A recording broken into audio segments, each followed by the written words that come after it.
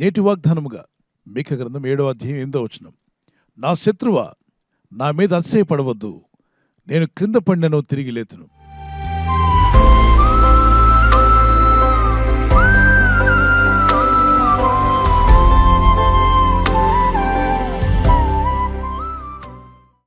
మీరు ఎప్పుడైనా పడిపోయినప్పుడు ఆనందించేది ఎవరో తెలుసా? మీ శత్రువులే. మీ ఇంటి వారు, నీ బంధుమిత్రులు, నీ స్నేహితులు, నిన్ను ప్రేమించేవారు, నీ పట్ల ప్రేమ కలిగిన వారు, నువ్వు పడిపోయినట్టు వారికి బాధ కలుగుతుంది. వాళ్ళ పని అయిపోయిందట, వారికి ఇలా కీడు కలిగిందట, మీకు ఆ విషయం తెలుసా అని మీ గురించి చెప్పుకొని ఆనందించేవాళ్ళు శత్రువులు. ఇప్పుడు మానవులందరికీ శత్రువు ఎవరంటే సాతానుడే. ఎప్పుడు ఎవరిని పడగొట్టాలా, ఎలా కీడు చేయాలని ఆలోచించేవాడు సాతానుడు. అలాగే ఆ సాతాను ఏజెంట్లా కొంతమంది పనిచేస్తూ ఉంటారు. మీ శత్రువులుగా మనుషుల్లో కొంతమంది. మీకు మేలు జరిగినా మంచి జరిగినా చూసి వారవలేని వారు ఎంతోమంది ఉన్నారు. సాతాను ఏజెంట్లలాగా ప్రపంచం అంతటా అటువంటి వారు పనిచేస్తూనే ఉంటారు. ఇక్కడ వారి లోపల ఉన్న భక్తిహీనత వారిని అలా నడిపిస్తూ ఉంటుంది. ఈ లేఖనాలు మనం గమనించినప్పుడు మీకా భక్తుడు అంటున్నాడు, ఓ శత్రువా, నా మీద అతిశయపడవద్దో, నేను క్రింద పడినను తిరిగి లేతును, కారణం నా దేవుడు నాకు తోడై ఉన్నాడు, నన్ను తిరిగి లేపుతాడు నా దేవుడు. వాగ్దానం పెట్టిన మీలో కొందరు ఆత్మీయంగా పడిపోయి ఉంటే ప్రభు మిమ్మల్ని లేపునుగాక. మీరు మళ్ళా తిరిగి ప్రార్థించేవారుగా, విశ్వాసపు వీరులుగా, భక్తి కలిగిన వారుగా, దేవునితో నడిచేవారుగా మార్చబడుదురుగాక. దేవుని చేయి పట్టుకొని ప్రార్థన చేయండి. ఒకవేళ మీరు ఆర్థిక ఇబ్బందుల్లో పడిపోయి ఉంటే, ఫైనాన్షియల్ క్రైసిస్లో ఒకవేళ పడి ఉంటే, ప్రభువులో ప్రార్థన చేయండి.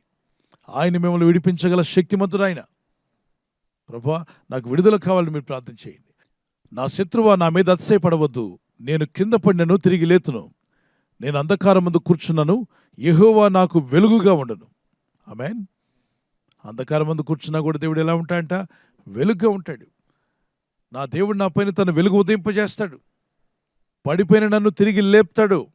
నీ జీవితం చుట్టూ కారుమబ్బులు కమ్ముకున్నా నీతిశ్వరుడని యేసు నీ మీద ప్రకాశించబోతున్నాడు. కారుమబ్బులు పటాపంచులైపోతాయి, ఆయన వెలుగు నీ మీద ప్రకాశిస్తుంది. అంధకారము నీ చుట్టూ ఉన్నప్పటికీ అది వెలుగుగా మారిపోయే సమయం రాబోతుంది. ప్రభు తన కృపతో నిన్ను నిలబెట్టి నడిపించి స్థిరపరచునుగాక. చూడండి, కొన్నిసార్లు లోకంలో కొన్ని సమస్యలు, ఇబ్బందులు మనకు రావచ్చు. వాటిని చూసి భయపడిపోయి కృంగిపోవద్దు. ఈ భక్తుడు చెప్పిన అదే కన్ఫెషన్ మీ నోటు రావాలి. ఓ శత్రువా, ఓ సాతానుడా, నన్ను చూసి అతిశయపడకు, నేను పడిపోయి ఉన్నాను కదా, నేను ఇబ్బందుల్లో ఉన్నాను కదా, నేను శోధనలో పడ్డానని నువ్వు అతిశయించవద్దు. నా దేవుడు నన్ను తిరిగి లేపుతాడు. ఇదే విశ్వాసంతో ఉండాలి. ఇదే కన్ఫెషన్ మనకు ఉండాలి. What a good confession. Rejoice not against me, O mine enemy. ఓ నా శత్రువా, నన్ను చూసి అతిశయపడవద్దు. నేను పడిపోయిన స్థితిని చూసి నువ్వు ఆనందిస్తున్నావు, కానీ నేను పడిన స్థితి నుండి నా దేవుడు తిరిగి లేపబోతున్నాడు. నేను నా దేవుడిని ఘనపరిచాని సాక్షిగా ఉంటాను. 50వ కీర్తన 15వ వచనంలో కూడా, ఆపత్కాలమందు నువ్వు నాకు మొరపెట్టుము, నేను నిన్ను విడిపించదను, అప్పుడు నీవు నన్ను మహిమపరిచెదవు. ఎప్పుడు మహిమపరుస్తాం? ఆయన మనకు విడుదల ఇవ్వబోతున్నాడు. విడుదలను బట్టి మనం దేవుని మహిమపరిచే రోజు రాబోతుంది. దేవుని ఘనపరిచే రోజు రాబోతుంది. మీరు సాక్ష్యం ఇచ్చే రోజు వచ్చునుగాక. మీరు పడిపోయిన స్థితి నుండి నా దేవుడు తిరిగి లేపునుగాక. నువ్వు కోల్పోయినవని తిరిగి ఇవ్వగల శక్తిమంతుడు ఆయన. ఈ వాగ్దానం వింటున్న మనం ఒక కీర్తన పడుకొని మరికొంత సమయం ఈ వాగ్దానం ధ్యానం చేసుకుందాం. కోల్పోయినవన్నీ నాకు ఇచ్చుటకును, బాధల నుండి బ్రతికించుటకును. కోల్పోయినవన్నీ నాకు ఇచ్చుటకును, బాధల నుండి బ్రతికించుటకును. కోల్పోయినవన్నీ నాకు ఇచ్చుటకును, బాధల నుండి బ్రతికించుటకును. నీవే రాకపోతే నేనేమైపోదును. నేనుండలేనయ్యా, నే బ్రతుకలేనయ్యా, నేనుండలేనయ్యా, నే బ్రతుకలేనయ్యా. నీవే లేకుండా నేనుండలేనయ్యా, నీ తోడే లేకుండా నే బ్రతుకలేనయ్యా. నీవే లేకుండా నేనుండలేనయ్యా, నీ తోడే లేకుండా నే బ్రతుకలేనయ్యా.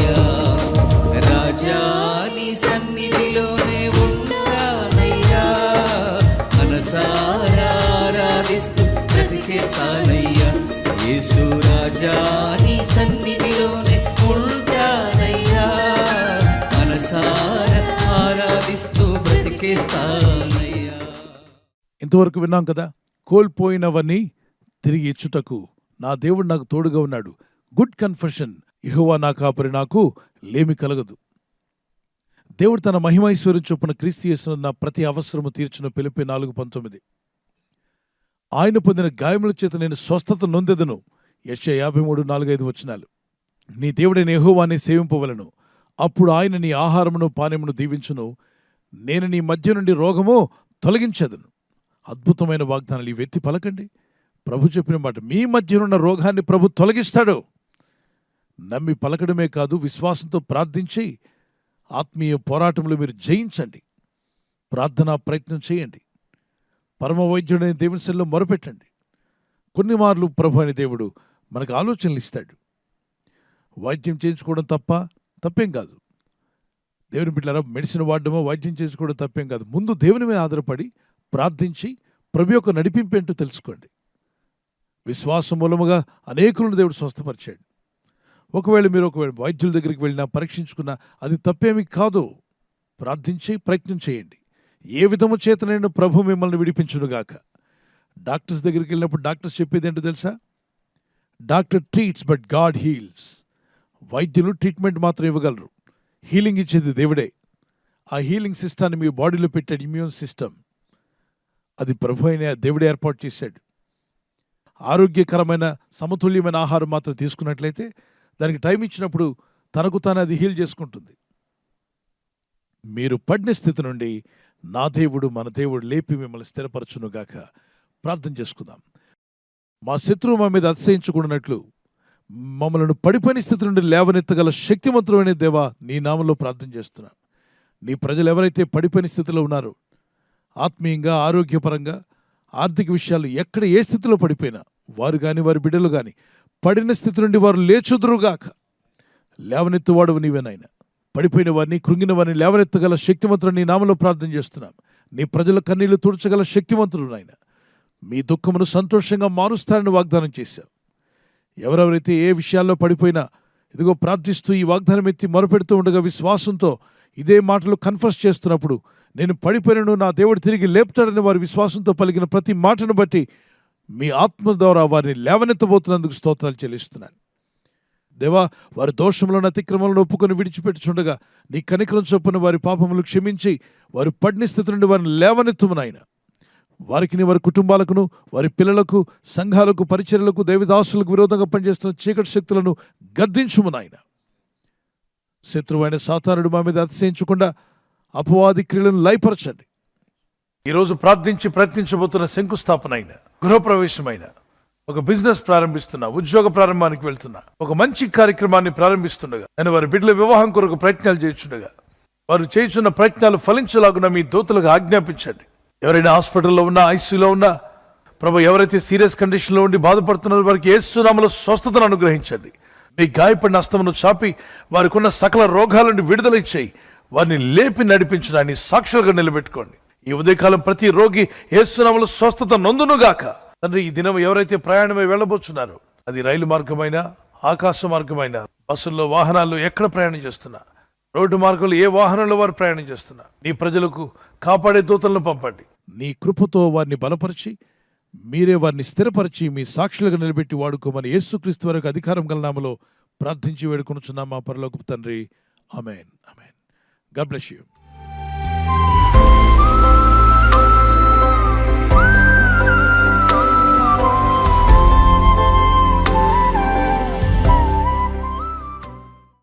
బర్త్డే జరుపుకునే వారి గురించి కూడా ఈ దినం ఎవరిదైతే బర్త్డే ఉందో, may God bless them, may God provide all their needs. Happy birthday to you, many more returns of the day today as the Lord gives you one more year. మరి నూతన సంవత్సరంలో ప్రవేశించిన మీకు ఈ వాగ్దానాన్ని కూడా తీసుకుని జోబ్ చాప్టర్ 11:17, యోబు గ్రంథం 11:17 నీ బ్రతుకు మధ్యాహ్న కాల తేజస్సు కంటే అధికముగా ప్రకాశించును. మధ్యాహ్న కాల తేజస్సు కంటే, అంటే మధ్యాహ్నం కన్నా కూడా తేజస్సు, వెలుగు ప్రకాశించును అని రాయబడింది. దేవుని వాక్యము సత్యమే. దేవుని వాక్యం విశ్వసించిన వారిని వారు మధ్యాహ్న కాలపు తేజస్సు వలె దేవుడు మీ జీవితాలను ప్రకాశింపజేయునుగాక. ఆమేన్. Your life will be brighter than noonday. The brighter future, brighter blessings. May the Lord provide all your needs. ప్రభు మీకు దయచేయాలి మా ప్రార్థన. సో గత సంవత్సరాల కంటే ఈ సంవత్సరం మీరు ఎక్కువ ప్రకాశించాలని, ప్రభు కొరకు వాడబడాలని మా ప్రార్థన. May the Lord continue to bless you and keep you. God bless you with this promise. Marriage anniversary జరుపుకునే వారికి రూత్ చాప్టర్ 2 verse 12, రూత్ గ్రంథము 2:12. యెహోవా నీవు చేసిన దానికి ప్రతిఫలం ఇచ్చేవాడు. యెహోవా నీవు చేసిన దానికి ప్రతిఫలం ఇచ్చిన, అంటే ప్రభు మనం ఏదైతే చేస్తున్నామో మంచి పనులు వాటికి ప్రతిఫలం ఇస్తానని వాగ్దానం చేస్తున్నాం. మీరు చేసే ప్రార్థనలకు ప్రతిఫలం దయచేయును గాక. May the Lord repay you for what you have done. You have done a good thing, or whatever you have done good things for God and God's ministry or people of God. May the Lord repay you. మీ భార్య భర్తలుగా మీ ఇద్దరు దేవుని పని కొరకు, దేవుని సేవలో, ప్రార్థనలో ఎలా సమయం గడుపుతారో చూస్తున్నారు కదా. మంచి పనులు చేస్తున్నప్పుడు దేవుడు మీకు రీపే చేస్తాడంట తప్పనిసరిగా.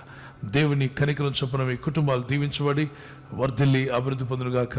ప్రభు చిత్తమైతే అని రాకడాల్సిమైతే silver jubilee, golden jubilee, platinum jubilee జరుపుకునే కృప దంపతులైన దేవుడు మీకు దయచేయునుగాక. Once again happy anniversary. May God bless you.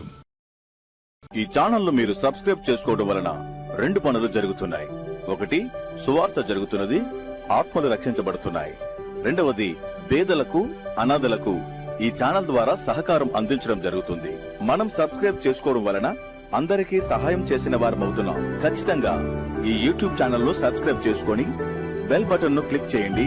మీకు వెంటనే మెసేజెస్ పంపబడతాయి.